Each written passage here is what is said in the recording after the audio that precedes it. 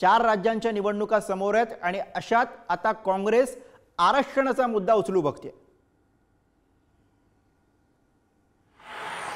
गुरु, नक्कीच आपण संपूर्ण देशभर पाहिलं तर सध्या आरक्षणाचा मुद्दा हा ऐरणीवर आहे।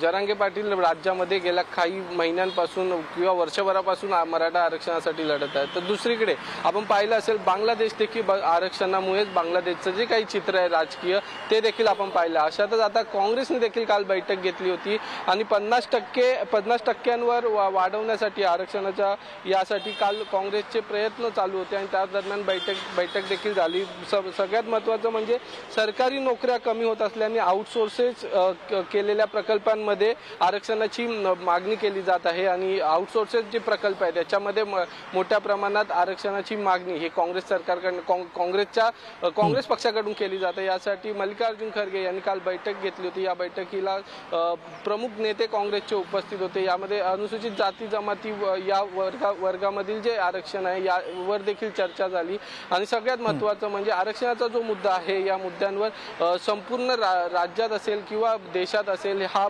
सर्व पक्ष हे आपापली भूमिका घेताना पाहायला भेटत आहे आणि त्यातच काँग्रेस देखील आता कुठे मागे राहिलेली पाहायला भेटत नाहीये। बरोबर आहे चेतन, महाराष्ट्राचा आपण विचार केला तर आरक्षणाचा मुद्दा जो काँग्रेस आता पुढे नेऊ पाहते तो कसा महत्त्वाचा ठरणार आहे एकूणच काँग्रेससाठी सुद्धा आणि महाविकास आघाडीसाठी सुद्धा? चेतन,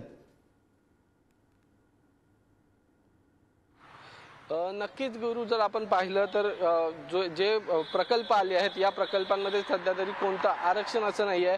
आपण जर अनेक जर प्रकल्प पाहिले यामध्ये पहिल्या गोष्टी अशी असते की भूमिगत म्हणजे जे भूमिपुत्र असतात त्यांना नोकऱ्या दिल्या जातात आणि त्यामध्ये आरक्षण वाईज आपण कुठेही पाहिलं नव्हतं। मात्र गेल्या काही काळापासून त्या प्रकल्पांमध्ये देखील त्या नोकऱ्यांमध्ये देखील आरक्षणाला सुरुवात झाली आणि त्याची जी आरक्षणाची जी क्षमता आहे ही क्षमता देखील 50% असली पाहिजे या जागांची, अशी देखील मागणी आता काँग्रेसकडनं होणार आहे। बरोबर आहे, त्यामुळे आरक्षणाचा मुद्दा काँग्रेसकडनं येत्या निवडणुकीमध्ये कसा वापरला जातो बघावा लागेल। धन्यवाद चेतन या सगळ्या सविस्तर माहितीसाठी।